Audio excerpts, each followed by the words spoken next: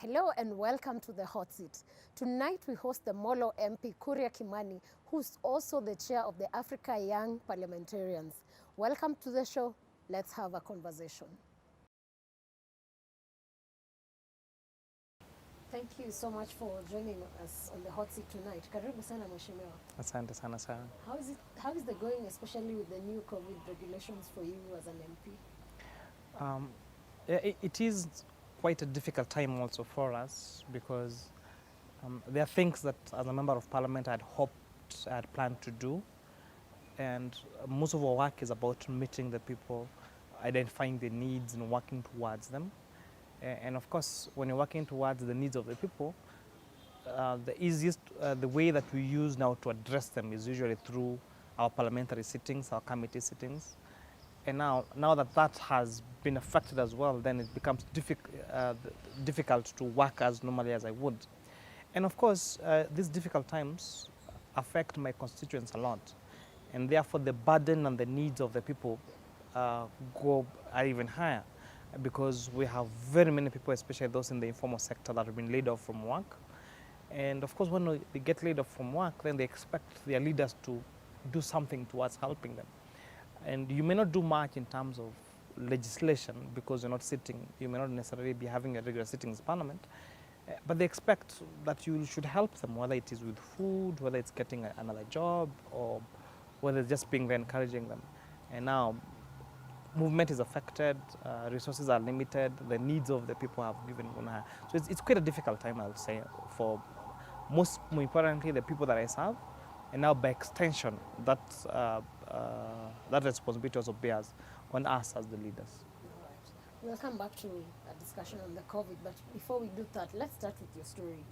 Who's Francis Kimani? Where were you born? How was growing up for you?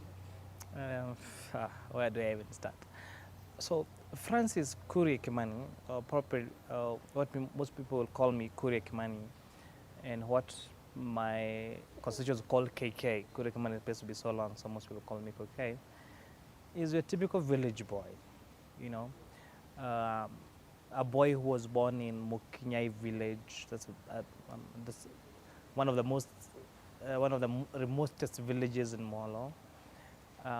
Someone who had a big passion for education. I would say during my time, I think I did my KCP in 2001. I was among the best students in Molo sub-county that time. I really wanted to become a bank clerk. I think the biggest ambition I had was being a bank clerk. But we couldn't, my grandparents couldn't afford to pay for me the school that I should have been to. And I'm saying my grandparents because I'm a son of a single mother, because my mom got me when she was a teen at 17 years, at Form 3. So it's really mainly my Wukai and Shosho. We just buried my grandfather a week ago, may he rest in peace, who really struggled with me to make sure that I had a primary education, a secondary education. I went to a day school, but hapa mimi husema Wukai alinicheza because I was very passionate about going to a good school, and akaniambia sasa hakuna pesa ya kwenda good school, so labda urudie. Then I remember the headmaster of my primary school, he's the late Mr. Mwangi, may he so rest in peace, told my grandfather, we can't have the best boy in our school repeat, because what will the rest do if the best boy in his class gets to repeat class? And so they told me, wewe enda day school mwaka moja, alafu after 1 year tutakuwa tumepata pesa, tutakupeleka boarding school. I'm still waiting to be taken to boarding school. Years later. Years later. So I ended up at Kieni Secondary School, that is in Subukia. So before you get to Kieni, how was it being a child? Were you the only one? Did you have siblings? I have siblings, and mine is a very complicated family, because so I came to dig about my biological dad, and I found out my biological dad had a daughter. So I have a stepsister, so we share the same dad, and not the same mom. She's called Cynthia Ongare. But later my mom got married, and so she had a baby with her ex-husband, Okay, now the Kimani, they had a son called Kimata, but see, that son, that's my son's my mother's son.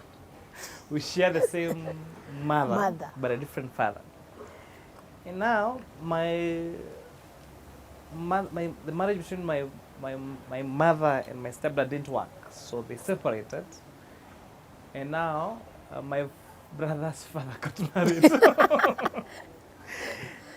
And so my brother has brothers and sisters who we are not related in At any all. way. And then now my mother later got out of 3 other boys. That is Munene, Vega, and Mwangi. Munene is Form 4, is doing his KCC. The other two are twins, they're in Form 3. But you see, we share the same mother, but different father. Yes. But now my brothers are not related to my sister. That's, I think, so interesting. Because my sister, we just share the father, not the mother. So it's such a complicated family. So, and that's probably the children of that's my siblings, some of my biological dad and now my biological mom. But I've also, most of my young life, I grew up with my uncles, my aunts. So, yeah, because I grew up at my grandparents' house, home So in now, Molo, yes.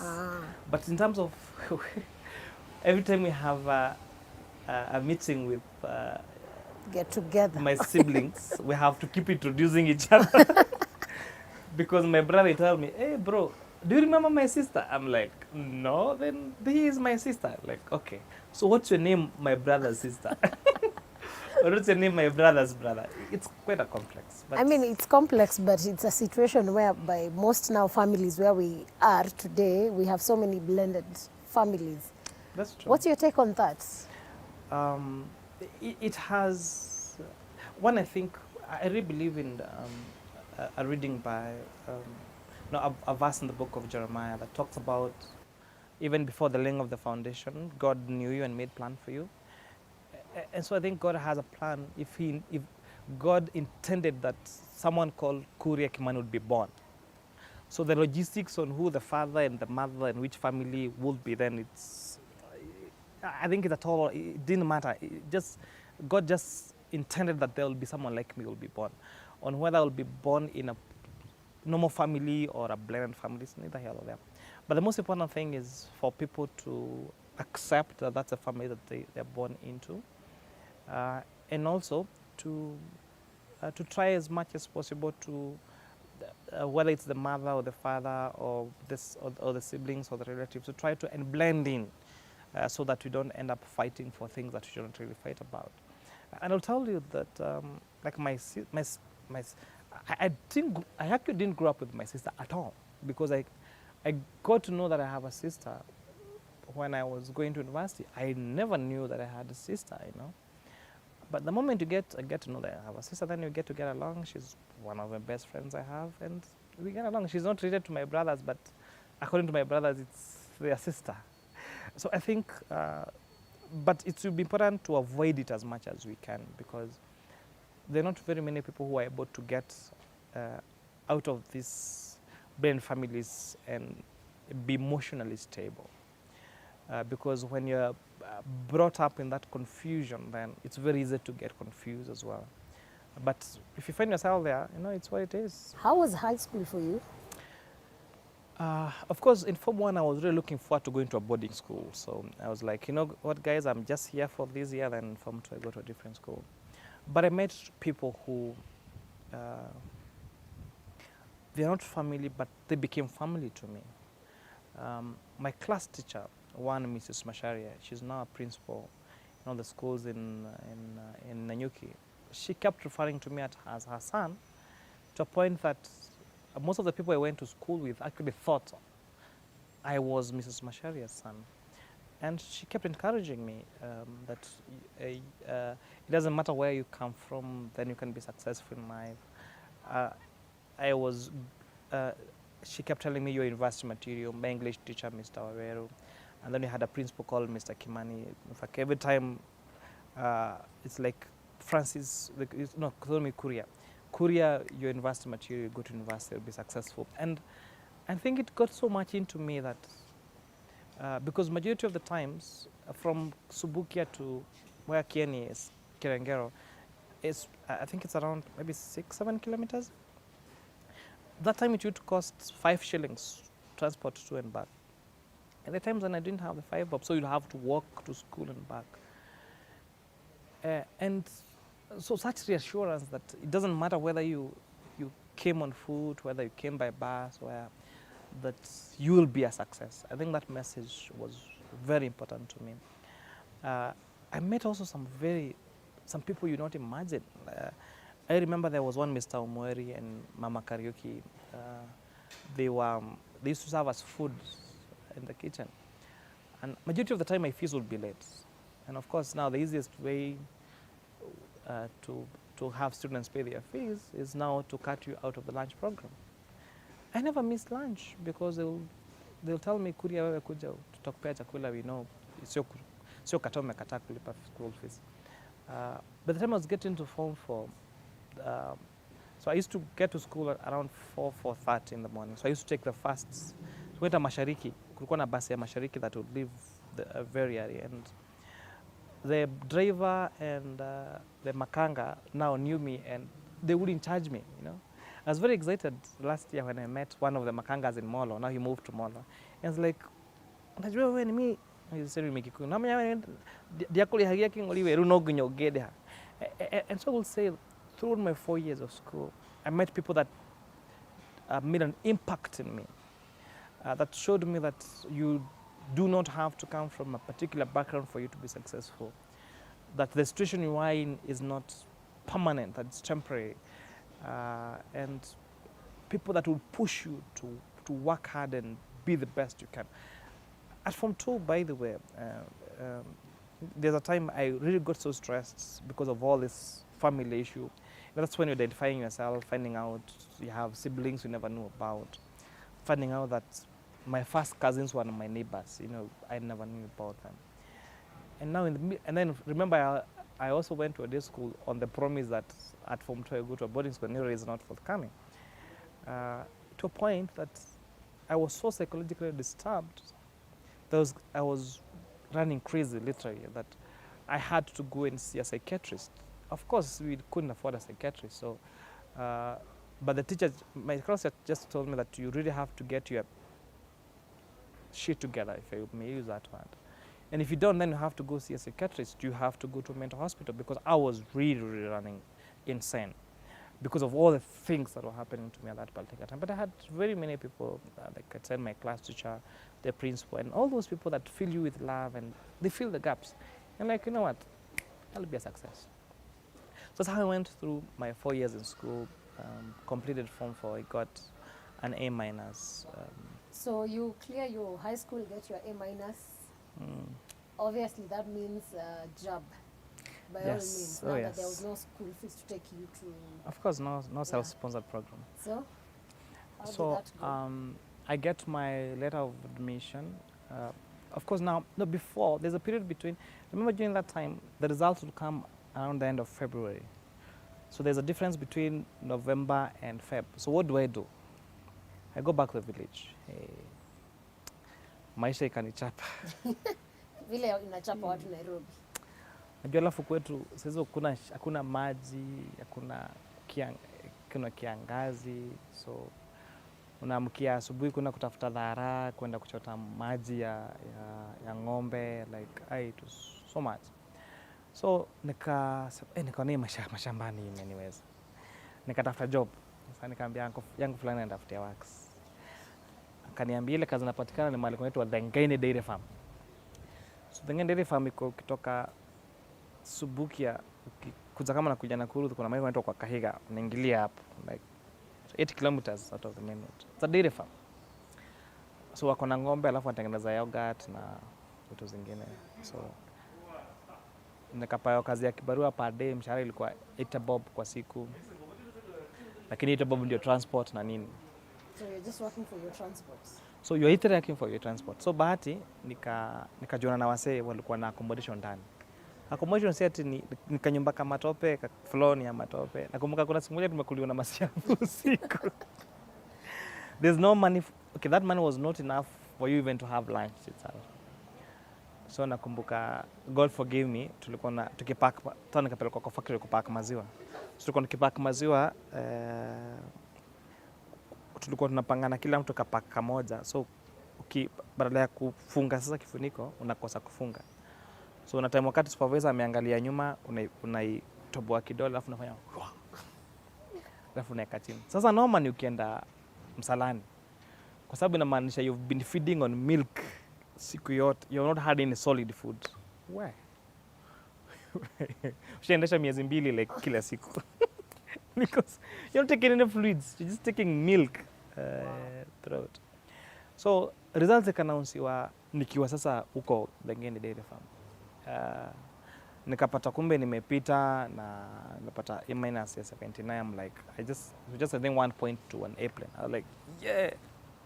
So the following nikajua sasa kama mimi nimeenda 51 university, mimi sifanyi kazi ya kuamua ng'ombe tena na hii kazi ya dairy farm. So I went to the school, and then luckily now my former principal then took me as a motivation to other students, you know. As in kuonyesha watatu kufunza, lakini nikianza nilikuwa nafunza after teaching hours. So lunch break, ile lunch prep na between now games na 6 kama ni form 4s na form 3s, that's when I would teach. But then I was so good that when they came to, there was they didn't have enough English teachers. They absorbed me now as an English teacher. So I would teach English form 1 and form 2, and now form 3 and form 4 will help them revise with revision of chemistry and physics, because those are really my strengths. Nikaanza na mshahara ya 2,500. By the time kabla nitoke nilikuwa nalipwa 7K. So nilikuwa nishaomoka. Early in life. Early in life, yes. So now after that, where did you go to university, and what were you studying? So after that nikapata barua ya KU.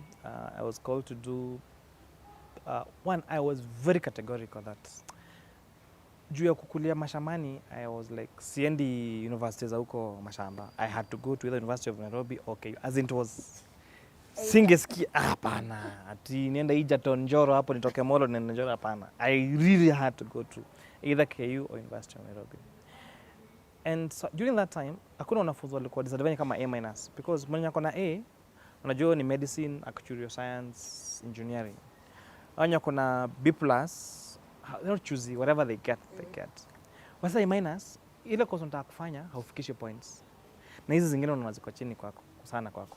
So in the midst of that confusion, nikaitwa kufanya Bachelor of Library and Information Science. Sasa mimi nikiulizwa naenda kufanya course gani, nasema naenda kufanya Information Science.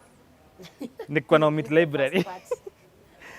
Sasa kwenda KU library, mwalimu wetu akakuja akatuambia, now as I train you to be librarians, and you're like, no. We're not librarians, we are information scientists. But you're doing information science. That was not my passion. I didn't want to get to that field. So I tried to change my course, and I succeeded now to library information science to Bachelor of Commerce and Finance. Because I felt, remember, when I was young, I was not so ambitious. I just wanted to be this guy who has a suit to work.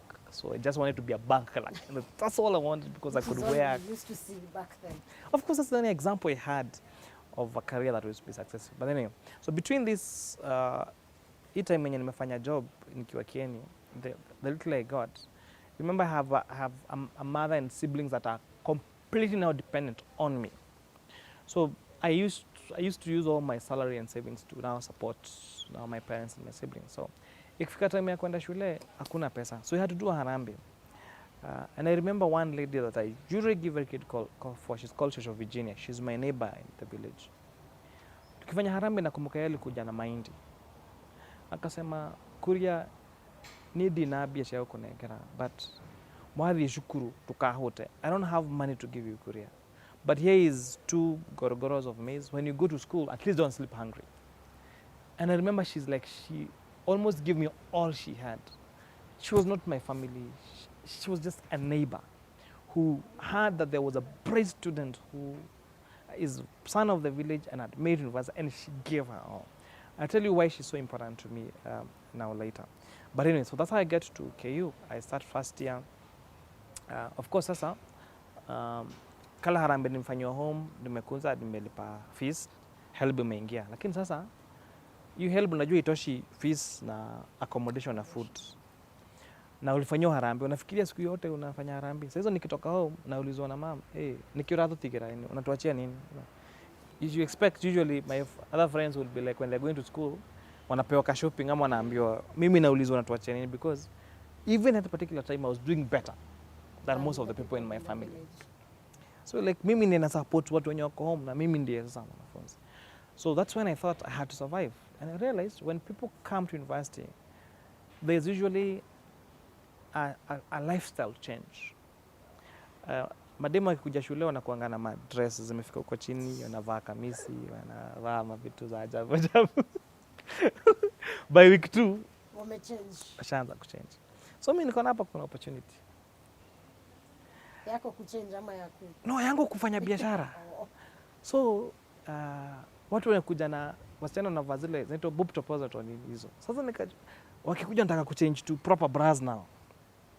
Mimi niko na opportunity. So mimi niko nakuja Gikomba, nakuja Shana Mall. Ka help kakiingia nakuja na buy vitu. Naeka kwa suitcase, naenda sasa nikizurisha door to door like this. I was the first person kuuza zile bra strapless. Unaona hizo zenye muna that time I could tell the size of your bra. Don't worry, I can't tell now. Excuse me, wow. But it was so good. I think I've sold a lot of bras in my life. I started from panties and now I advanced to calculators, nika advanced to laptops. So by the time nikafika 4 years, sasa mimi nilikuwa mwana biashara ile like unauza nini? Hustler serious. Like you can use what I'm saying, like what do you want? Because I could supply whatever you needed supplied. And I think that's what hiyo ndio ilinikaribisha Nairobi nikanirudisha kwa biashara. And fortunately hapo nikiwa second year nikifikia nenda kukwachua kafresha nikakauzia calculator. Au kademulizia calculator sasa ni bibi yangu na tuko na watoto wawili. Hey. I like that. I usually laugh because the calculator I sold to her alikuwa anafanya fashion and design. So namuulizanga seriously. Scientific calculator unakuwa unabaya nini? So kumbe pia calculate how to get this businessman. How to get that's a nice one. Alikuwa anapanga calculate venye anapiga hesabu ya kupata this businessman. Yes. You know they say when you join campus you get a degree and either a husband or wife. That's true. Na ukikosa hiyo time utakuwa ngumu kutafuta huko nje. Juu Kanairo my friend. These are thick. So then I started my CPA because I realized if I have to be successful in my career, I did become in finance now, and I realized I needed to do CPA. So I'm a CPA by the I'm a member of the institute. Sijaingia class kujisomea. Wow. Nafanya biashara, nafanya BCom na kujisomea. Kufika second year, then I'm a Catholic. Alafu there's a priest called Father Lance Nadom. He's a Marinal priest. He's a missionary priest. He was alikuwa priest wetu at KU, and that man was really inspired me, and he spotted something in me I didn't know existed. Nikiwa second year nikafanywa chairman wa church for 2 academic years. Ulikuwa ule boy wa church? Mimi nilikuwa ule mtu wa church. First mass, second Sunday nilikuwa na mass zote 3, you know. Kina pale people in KU will remember, welcome to announcements after mass. My name is Kuria Kimani, the parish chairman. Hey. I still remember that. We did a lot of reforms though in the church. There are a lot of programs we started. We started a scholarship fund. We started a kitty for needy students. We were able to build a hall that's even existing up to now called the Dinky Hall. We're able to send students on like a mission every long holiday to Lodwar, to Tondonyang, to Mombasa, to very many places to teach about entrepreneurship. At that time, the HIV prevalence rates were very high, so we'll send. So the gap we were trying to fit is we realized, like I had a passion in entrepreneurship, but ukienda kutafuta internship huku nje, nobody is listening to you. So we came up with a program now as a church. So kama uko field yako ni business, tunakutuma Lodwar. And then when you go to Lodwar, tunaenda kutuma saa kufundisha watu huko kuhusu biashara. You see?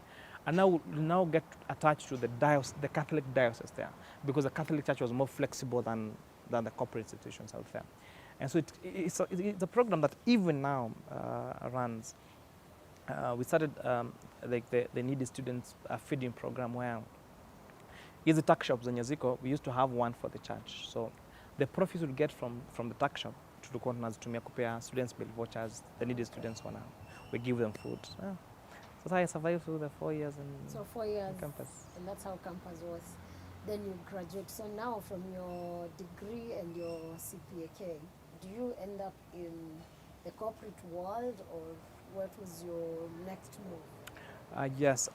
So by the time I was completing all my bachelor's, I was a BCom Finance, and I was a CPK. So because of now my work with the church and the voluntary programs we used to do over the holidays, so I was able to get a scholarship at Strathmore Business School to do my Masters of Commerce in Finance. But then I chose to do it part-time because nilikuwa nalipa school fees lakini sina transport na sina food. Na kumbuke bado nyumbani mimi ndiye nategemewa. Mimi ndiye nalipia bro school fees, mimi ndiye nalipa rent ya mama. So I hustled for a job. Mimi Nairobi nilitafuta work. I don't think there is any bank. And remember, my dream was to be a bank clerk. Hakuna bank hata moja sikupeleka application. Nikatuma head office zote, nikaona wanirudishii. Nilikuwa napeleka saa kwa branch. Alafu confidence yangu ilikuwa huko juu, naenda kwa branch kama ni NIC bank hapa Tao, naingia kwa branch naambia, "Hi, so how can I help you?" So my name is Francis, I'll be your colleague very soon. So wow. How can we help you? Nimeta application. Nimepeleka head office. Nimepeleka, but just want you to have a copy, just so that munijue in advance. My mom was certain that he never got anywhere past the dustbin. But then, I literally took my application to every financial institution, every bank. But then, as luck would have it, there's a place I done my internship at. It's an NGO called US Catholic Foreign Mission Society, where then, remember, Father Lance was our priest. That institution was affiliated with them. So when I made my application there for an internship, then he gave me a very good recommendation. And so I got in there as an intern. Internship with Kaisha, then they were celebrating 100 years of existence, so they need a casual, mtu wa kurun errands, kutumwa kuprint makaratasi Tao, kununua soda za function, hizo tu kutengeneza tents. And so they hired me again as a casual for like 2-3 months. Then during that time, the regional finance manager resigned. Oh, wow. So mimi ni nani? Nika-apply. Uzuri niko na BCom Finance, niko na CPA, na nilikuwa nimentana na wao. So in terms of, I was the most qualified insider to take over. Hey, unatoka casual, unako regional finance manager for Africa region. Wow. Niliambiwa sasa, the first thing you have to do is get a driving license, because you get a car. Because this work is very involving, you have to get a passport because you'll be traveling a lot. And yeah, that's how I got there. I worked with them for 5 years. And sasa, during that time, kuna mahali sasa siasa ingilia katikati. And I remember when I told my boss for the Lance that I was going to politics, he laughed. He's like, "You are not a politician. You are a businessman, and you are an academic." I think there's a perception that if you're smart, you cannot be a politician. Sijui kwa nini watu wanafikianga ndio kuwa mwanasiasa lazima kuwa mjinga, like not really mjinga per se, but people don't think that we need smart people in politics. I think it's the presidents that most politicians are setting. Yeah, probably. But yes. again, also our previous president was a smart. Oh yes, like Kibak was very. In fact, Uhuru is also very smart. But there's a perception that siasa ni chafu, na ipelekani na masomo. Ni vile mna behave ni kama hamjasoma. Ni vile tunachoma. Yeah, mnachoma sana by the way as politicians. Nasipo. So remember, when I told him now I'm going for office, he said, "Okay, fine. Will you go if you get it the job? If you get it, well and good. If you don't get it, you still have a job back." So I was joking when I met him last and told him, "Do you know I've never resigned?" So, it's like, so that no. was the only job you did, then you got into politics. That's the only job I did. So what inspired you to join politics, and how was that season? So during this time, remember Shosho Virginia I told you about? Yes. Mwenye nipea mahindi nikienda shule. Yes. So I felt indebted. Like, what should I do? As in, how do I do to kusema thank you? And so in the Middle East, I think the first million I made ever in my life is like umelipa rent yako, uko sawa, niko na biashara inaleta income, and then unapata umeaccumulate savings zako zimefika mita. Then you're like, that time my mom then alikuwa na car rental, nimemnunulia ploti, nimemjengea decent house, and you're still young, you're like 25. Na una bibi una watoto. So like, I think I need to go back to my village and do something in return. So I went and took everyone in my location. Nikawabaya fertilizer 50 kilos na mahindi, as in I help them plant an equivalent of 1 acre. And my message to them was, so that next time someone needing this village wants to go to school, usiogope kupenda gorogoro yako mbili. Kwa sababu huyo mtu atakuja kesho kukupatia much more. I think that's the message I was trying to send. So hapo ndio utaanza kuniambia, oh, unataka kitu gani? Then I'm like, mimi hata hakuna kitu nataka. And of course, naturally, what happened, I'm just giving thanks. And naturally, what would happen is that I started getting many needs of people now coming at home asking, niko na mtoto wangu university, nimekosa school fees kwa mtoto high school. And I would say innocently and genuinely help. Okay? So to a point that now, as we speak, I have a doctor who is working with Kericho County Government as a medical doctor. I paid for his medical college fees kutoka first year. Si wetu, he's not even my relative. I have someone who has a degree now in actuarial science, graduated a year ago. So ndio na hustle kujaribu kupata job, but then asema nataka kurudi CPA, so I'm helping her get through her CPAs and then to school. Niko na mwalimu alichukuliwa na TSC last year. As in things I started. And all this is from your own pockets? From my own pocket. Kwani watu wanatoka pesa wapi? Si mimi tu ni mwajiriwa tu kama watu wengine. And then this guy was telling about called Fatherlands. Is a mzungu. My kids, my firstborn son is called Lance. I have named him after him. He's not my family, he's a nobody.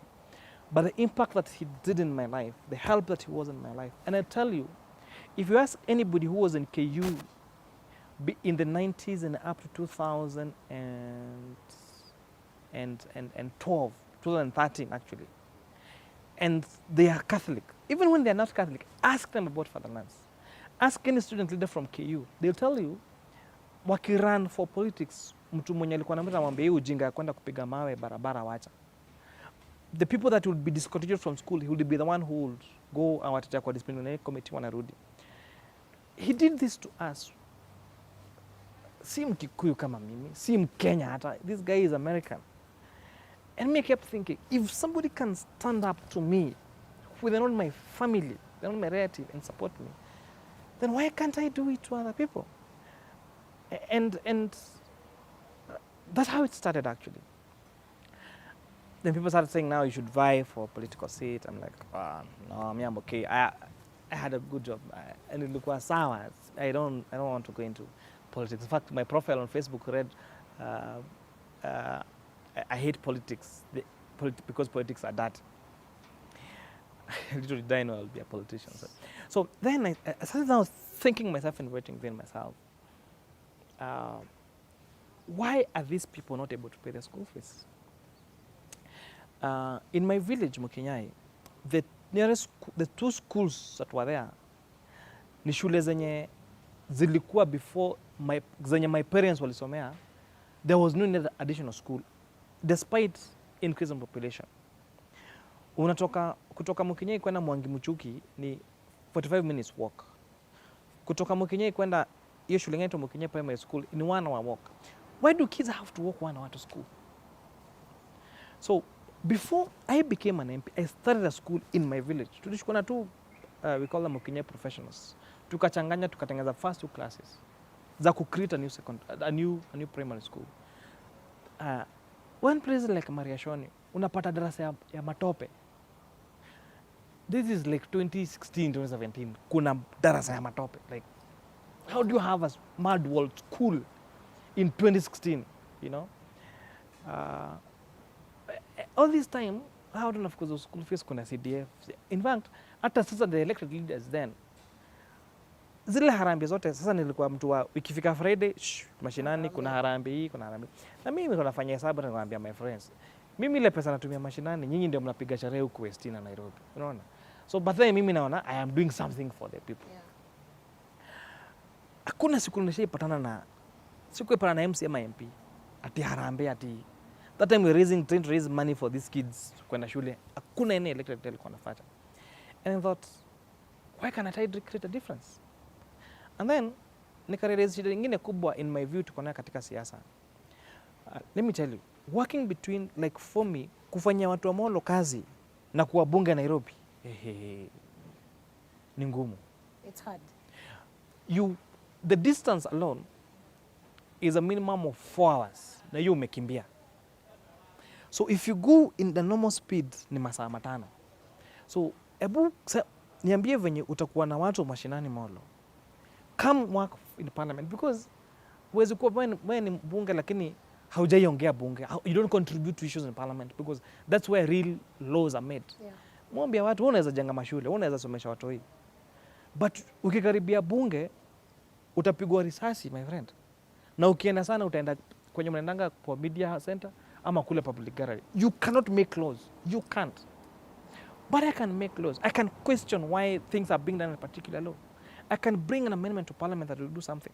So I really think that the greatest responsibility of a member of parliament is their contribution at the committee stage of parliament and at the floor of the house. So how do you do that when your constituency in Nairobi is 5 hours apart? When you have a family, when your own life? And I thought you would do a better job if you were younger. Because kama jana nimetoka, I was in the constituency, my driver lost his dad, so tukaenda mazishi jana. Then after that kulikuwa na few strategic meetings na nini. We finished at, I think I finished around saa 6. You know, I left Molo at midnight yesterday. Was in Nairobi by 3 a.m. Sleep until like 7. Was in my first meeting at 9:30 a.m. today. Konge kweli kama ningekuwa na miaka 70 ama 80 singeweza. Of course you can't. So I thought I am more useful when you're young. When I'm young because I have the energy and pia brain yangu haijakorogwa sana, you know. And if you'd follow learning curve, because every new job has a learning curve. Yes. Wewe wakati ulianza kazi yako ya media, you probably are not as competent as you are now because it's a learning curve. Yeah. And I thought by the time I'm done with this learning curve, then I will still be useful to this country. But if you elect me at 70 and it takes another 5 years to learn what I'm doing, by the time I'm starting to learn, I don't have the energy anymore. Yeah. And I thought people like inspire me, like Barack Obama. You know, they started their leadership when they were young people. People that have made changes in the world, the Nelson Mandelas, they started when they're young. And so, and maybe you may not even realize what you're able to do until later. But what we're able to do that later is a culmination of many years of experience. That's true. The reason why we're talking about the Oginga, the Raila Odingas, the William Rutos, the Uhuru Kenyatas, is because waliingia kwa uongozi wakiwa young. Walifanya blanda zao wakiwa wadogo. But now they have matured. They're much more intelligent than they were. And hopefully that's why we are looking, tukiangalia the leaders when watakuwa president in 2022, tuna revolve around less than 5 people. But because those around 5 people wako na accumulated years of experience. Basi tukikuja tufanye hizi kazi huku, by the time unaenda kwa siasa, it is a completely different game. Don't think that you can just work in the media house here for another 30 years. Ufikisha 60 alafu uende ukatrain kama chef. Of course not. So now you decided to now officially join politics in 2016, 17, is it? I decided now around 2016, yes. So by that time I was really involved in community projects. So it was very, most people knew me by name. They hadn't seen me. Most people had heard about me but had not seen me. and now around now 2016, at the end of 2016, that's when I decided, you know what, I'm really going for this full throttle. And that's when I put up my face out there. I put up resources. I put up a team. I went and told people why they needed to elect me as a member of parliament. And in April of 2017, I got the nomination into with my party, Jubilee Party, as a member of parliament. Did another campaign for a few months. In August of 2017, I was elected as a member of parliament for Molo constituency, the second youngest in the country. Second youngest. How old are you? I'm turning 32 in November. 32. Wow, that's pretty young. How would you describe the first time experience as an MP? There is a culture shock, I must say, because I had never been a member of parliament before. I used to, there's a life I was used to, a simple life of, I wake up, I go to work. I knew what my employer wanted. I knew what reports I would do at the end of the month, at the end of the year, at the end of a quarter, at the end of 6 months.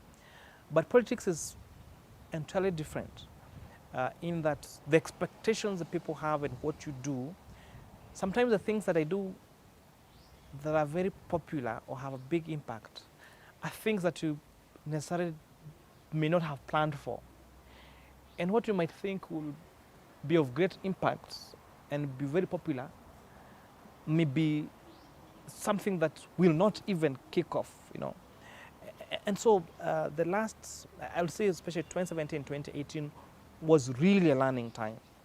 You have to learn about the standing orders. You go to parliament, there's something called pecking order.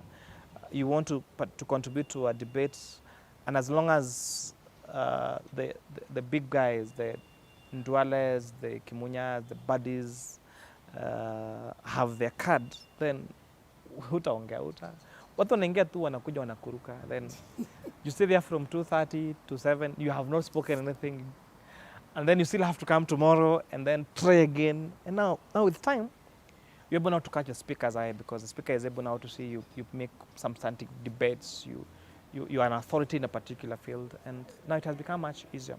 You're now also able to manage your time in terms of constituency engagements and parliament business, because things like funerals, like maombolezes, like those social functions, they may not appear like very important if you look at it from a leadership point of view, but get to realize these are very pertinent issues to the people. That's true. People want, for example, if there's the last weeks have had a series of fires in the constituency. If there's a fire, those people affected by that fire, we expect you that either when the fire is, even before the fire goes off, You're there. do you leave your committee sitting and go Deal with your constituents. and be with your constituents? So there's a lot of Learning that takes that, place. yes, that takes place. It's not learning that takes place.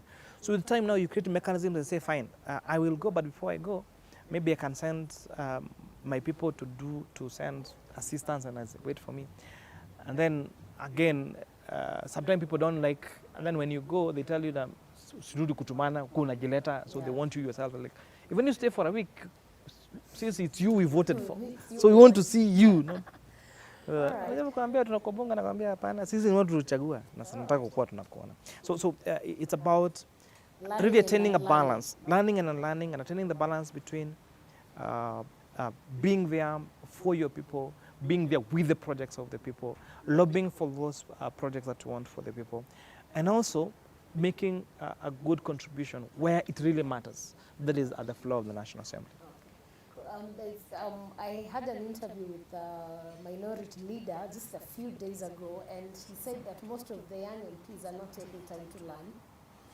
So as you respond to that, I also want to know... Sorry, you said most of the young people? Are not willing to learn. Like, you join parliament and there's nothing major you're contributing, you're not taking time to learn how parliament runs. So maybe that's one of the challenges. As you address that also, there's a feeling that most young politicians have failed the young people of this country.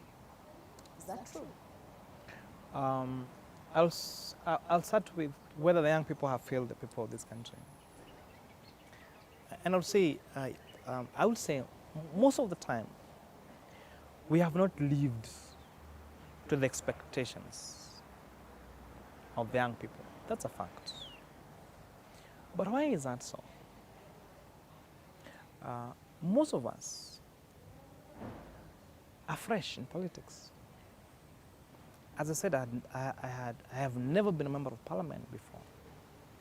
When it comes to leadership in the house, is that to find yourself, the best you hold is a membership role in the National Assembly. So what does that mean? For example, Kanini Kega is my chairperson of Budget and Appropriation Committee.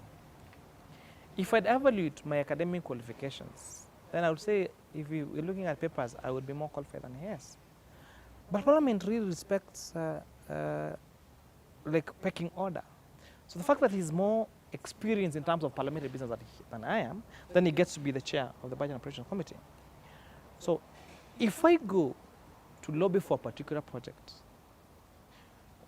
who will the cabinet secretary listen to more? Is the chair of budget who he will come and face to get approval for their budget?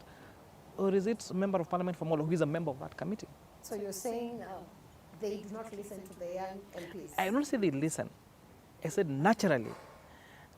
Most of the resources are actually subdivided at the committee level.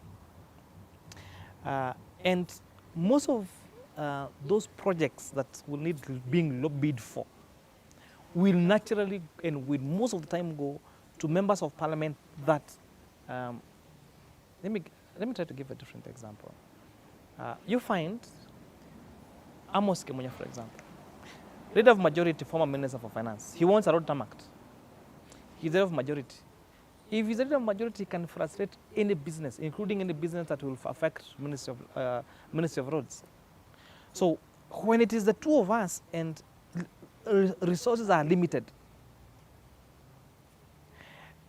these needs of the people are competitive. So there are a list of 1,000 projects that are needed in the country.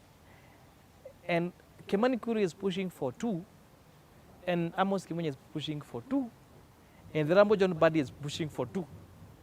You are the minister. Where will you allocate resources first? If I was in that position, I think the need, where the need is. Unfortunately, politics is not, resources are not awarded in this country as per the needs. You find, even with the same, okay, fine. So even the same needs, these 3 constituencies need the exact same needs. You'll find naturally that is a leader of majority who will get preference. Due to the position and experience. Because of the position they hold, and because also, when these people come to parliament, they will expect them to influence things, will skew things to their benefit.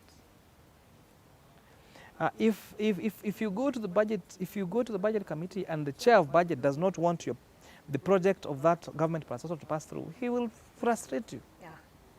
I will frustrate you, but then if I'm frustrating you 10 times, then Kanikego will have frustrated you 50 times. Yeah, that's true.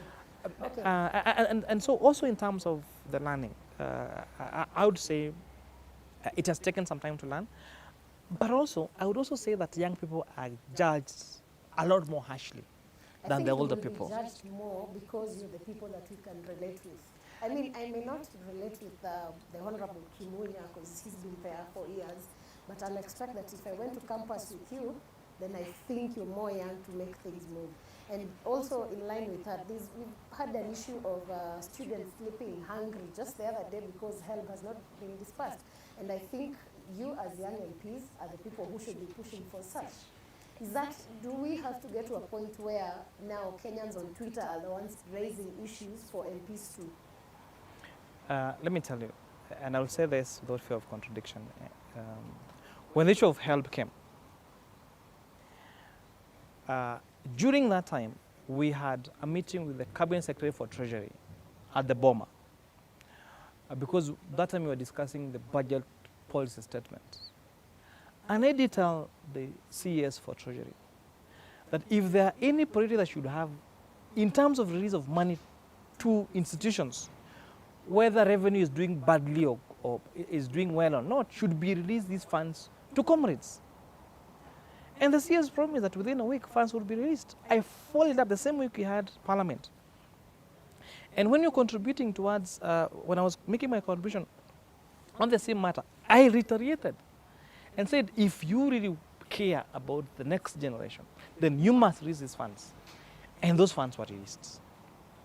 So I dare say that when it comes to fighting for the rights, for the affairs of young people in this country, I have been on the lead.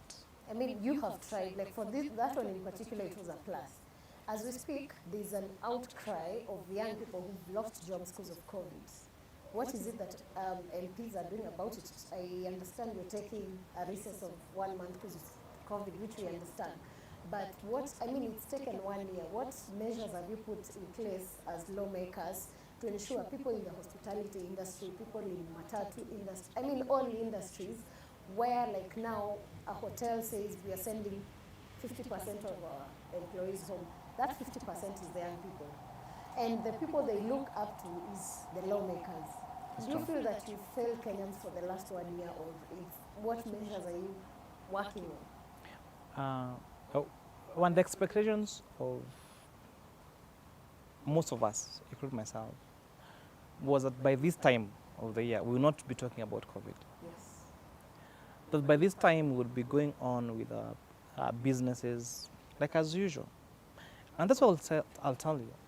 As Member of Parliament for Molo, their programs are outlined. There is a recording studio that I was hoping by now will be complete and equipped, where those young people want to come and record their music, want to come record a show like this. They don't have to hire premises in a hotel. They don't need to hire cameras. They can come do it as a studio. As you speak, the building is complete. We're expecting that by now would have been released the funds, the second quarter of funds, and we have already equipped that studio. And hopefully, this would create a different revenue stream for our young people. I also realized the reason why most people working in the hospitality industry. I'm not saying that people in the hospitality industry are not qualified, but the reason why most people work in the hospitality industry, because it is mostly either semi-skilled or unskilled. Your regular bar, for example, or your regular restaurant will usually take someone in whichever level of education without necessarily a particular skill. So I did take up a class of the first group of 100, another class of 100 in my constituency, around 200 students, and fully sponsored them for some skills like plumbing, masonry, hairdressing, mechanical engineering. And what am I trying to do?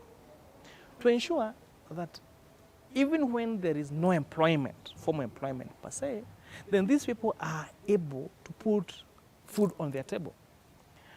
I had a meeting last week with the mechanics in my constituency. And told me one of the biggest problems they have is they do not have tools for their work. Gari ikikwama mahali, akienda kwa hiyo gari, hana tools.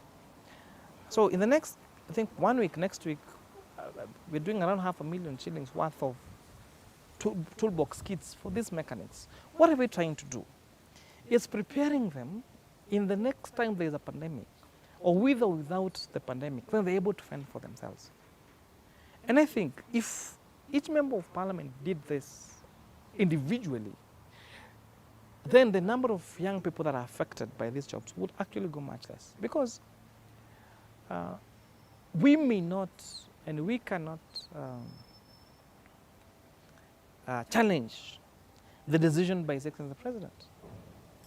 Because as a commander-in-chief, he is the president, and the National Security Council decides there's a lockdown. And come on, Yeah. there's a lockdown. But there are things that we can do as an individual member of parliament. Because people have said, now we should bring a bill to address this matter. I've been working on a bill for the last 3 years, the National Value Addition Bill, that was hoping to create a national Value Addition Authority that will ensure that farmers do not sell their agricultural products in their raw form. That ensures that there's value addition for agricultural projects. For 3 years, I have now just got an appointment for for defending that proposal at the committee stage.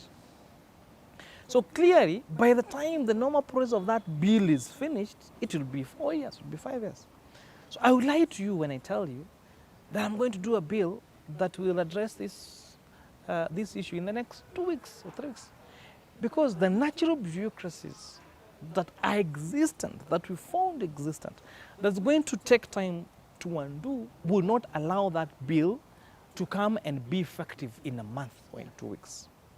But what I can do is individually, within the resources that I have, whether privately or now as a member of parliament, that we are able to help as many of us as we can to easen the burden and to make sure that as many of the young people and older people actually get to survive to survive through this. And I can comfortably tell you that I played my role. Riders in my constituency, but about riders, you either get to see there is an accident, or they've been arrested by police without having driving licenses. I took all of them,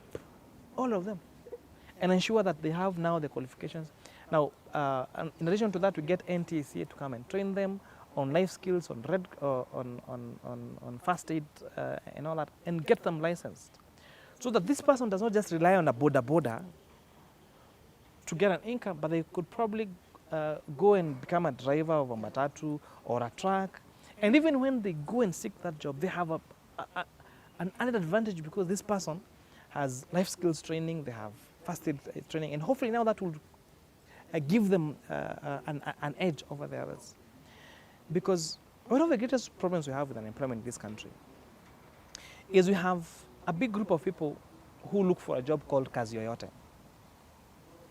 I think it's the desperation. It's not I'm a young person, so sometimes I get to understand. I also get people on my DMs asking for jobs, and they're like, I'll do anything.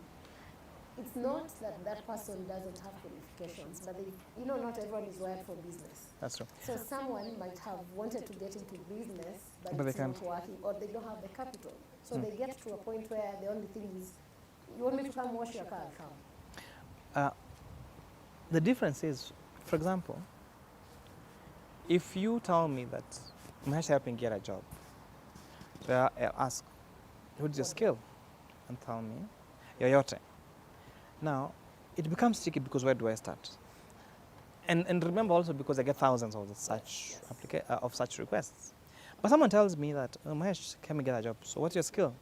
They tell me I'm a trained journalist. After the show, I'll tell you, Sarah, you have one cameraman. Do you think you have a space for another two or another one? So I have a place to start. Now we've met Dorcas Hassan today, the GM of this beautiful hotel. So tell me you've done hospitality. I'll tell, by the way, najua it's difficult times, but in case you can job ya chef, ama needs you tell me I have one, two. And at least if we had, I find it easier. Hata kama huyo mtu sitaweza kumsaidia, hata kama hasaidika, out of 10, there are 2 or 3 that will actually get help. But these are telling me kazi yoyote, because you don't have any specific training, I thought we need to do something more to them. Yes. Get a skill. And now, next time tell me, Mahesh, help me get a job. What have you done as a plumber? I'm building a house. By the way, kuna pipe work iko pale kwangu, kuja.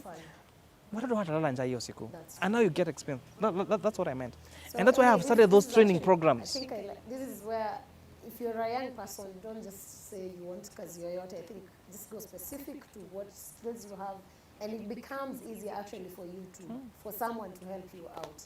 So Mahesh, what impact do you feel you've had on your constituency in your first term and overall to the nation as an MP?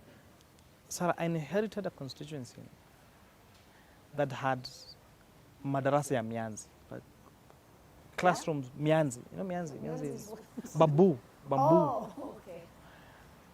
I can share with you photos of schools that zilikuwa za matope. You know the famous Sachangwan, yes, where there was that fuel tanker accident? Yes. You know, kids used to cross that dangerous highway to just attend a primary school on the other end. And I said this has to stop. So my first term has been to really focus on education. And myself being a product of a public school throughout, apart from now when I did my master's at Strathmore, is we need to fix our school system so that huyu mtoto maskini apate chance ya kufaulu katika maisha, like that cool kid, that rich kid.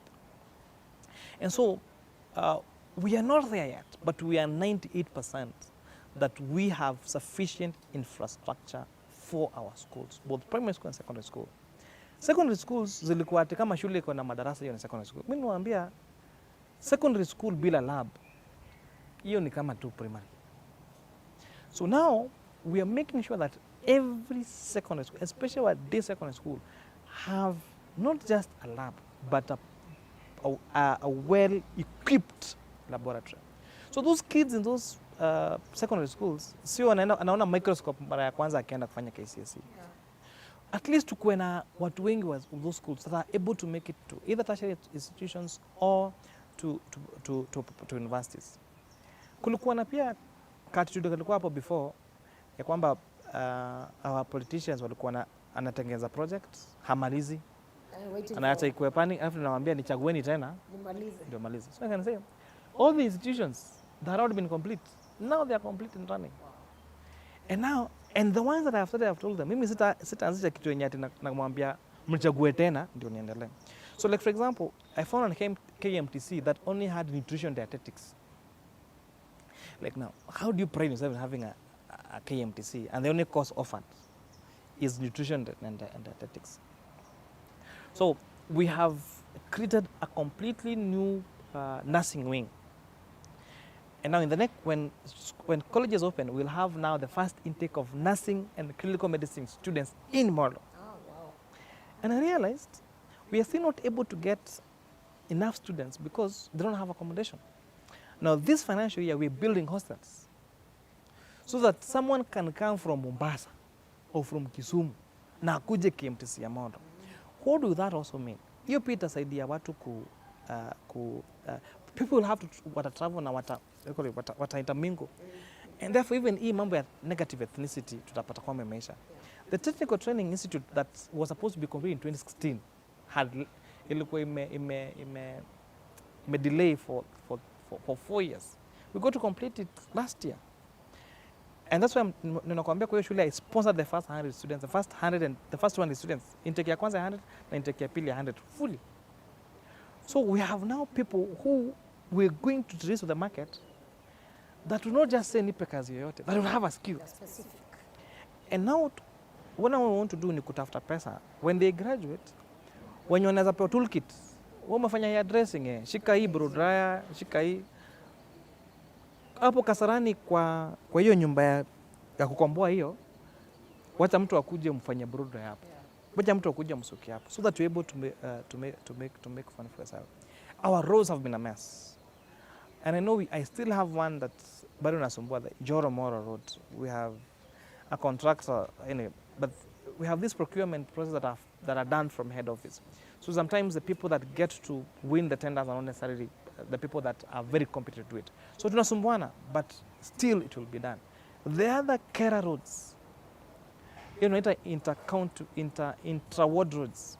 If you want to go from Mariashoni, from Elbagon to Mariashoni, you want to go from Elbagon to Sachangwan, you want to go from Moradi to Sagaitim, you want to go from Turi to Shandera to Moshorwe, you want to go from Molo to Cambereria, you want to go from Sachangwan now the other side to Mokinyai. All those roads are in passable state, are motorable.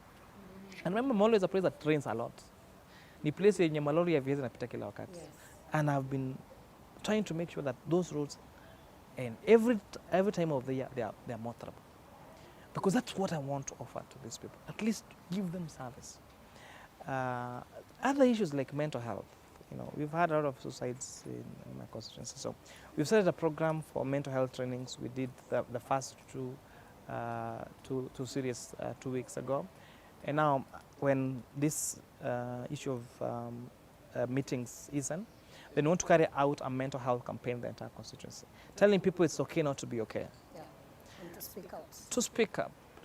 we have trained counselors already who now will be who at least will be reaching out to people with signs of depression and all that, and trying to make sure that these suicides and these homicide cases get to go down. I can also say that out of all members of parliament that have been elected in Molo constituency, I have been the most vocal in parliament. I have been the most vocal in parliament. One bill that you've pushed, especially that has impact on the young people as a young person? Yeah, we're still pushing on the national value addition a bill. It's going to be in the committee stage soon, and hopefully now before we complete this term, then it's going to be an actual law that will make sure that farmers do not sell their produce in raw form. There is a mechanism in the authority that makes sure that they do value addition. To kama niyo viazi na kwa crips, kama nizo kama niyo maziwa itiuzwe ikiwa raw. Kwa sababu unapata mkulima na maziwa at I think 34 shillings a liter. Na hiyo maziwa tu inachemshwa na kwa karatasi na cost 100 shillings. So we want to make sure that there are those validation things. I've done my role well in the oversight, and 2 years ago we had a meeting with all members, young members of parliament in Africa, and they elected me as their president. Yeah, you're the chairperson. I was coming to that. Yes. How is that, and what do you do that we can pride in as young people, having the chairperson of African Young Parliamentary Network?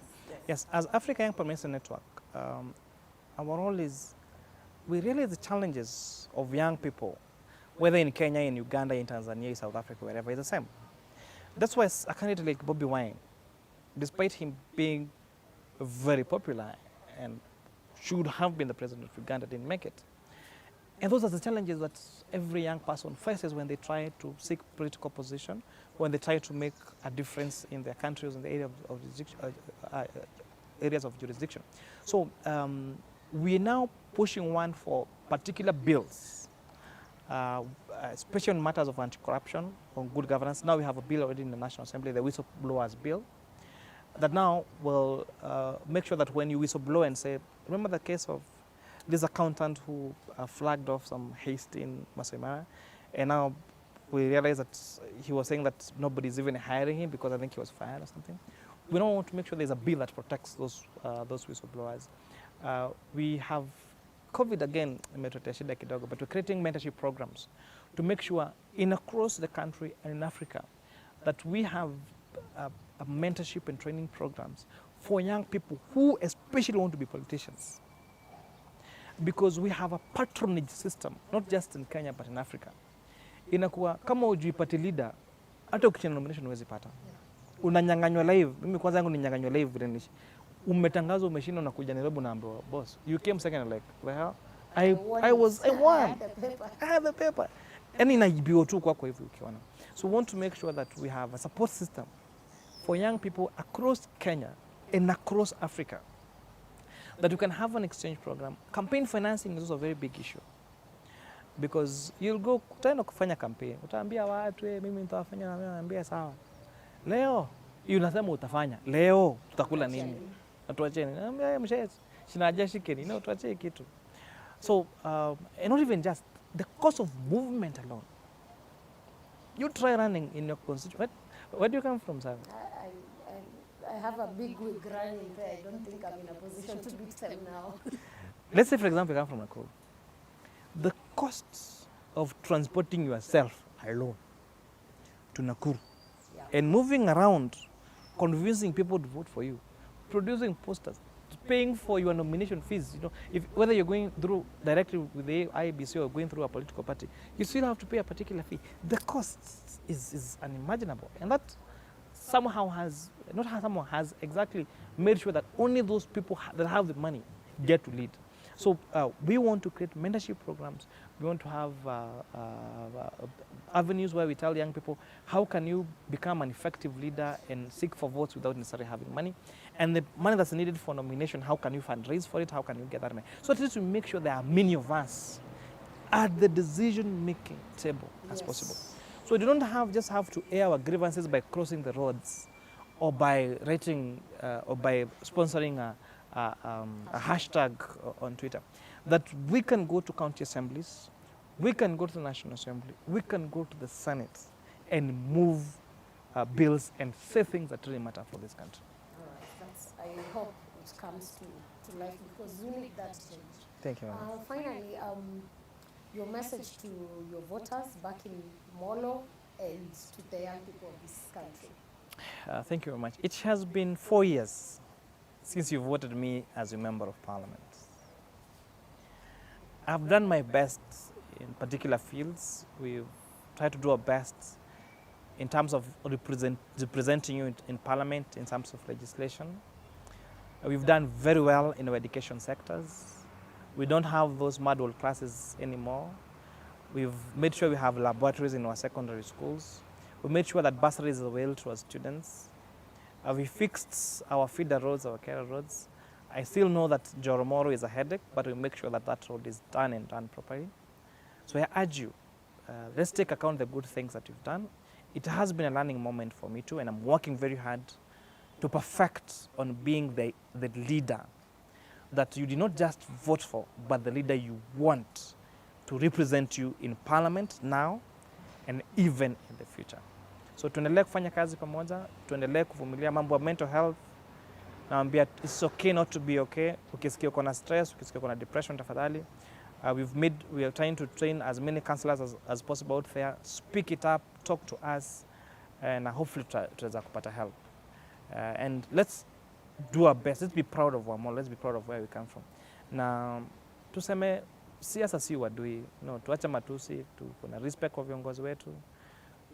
Hii wakati wa COVID tujikinge, hiyo tu barakoa peke yake ina prevent vitu mingi, hiyo social distance. Tuache sherehe, tutulie. Sherehe tutapiga baadaye tukiweza kuprevent COVID. Thank you and God bless you. Thank you very much, Mheshimiwa, for joining us in the show. Asante. That has been none other than the Molo MPKK, or better known as Kimani Kuria. And thank you for joining us tonight. See you next Sunday, same time, same place.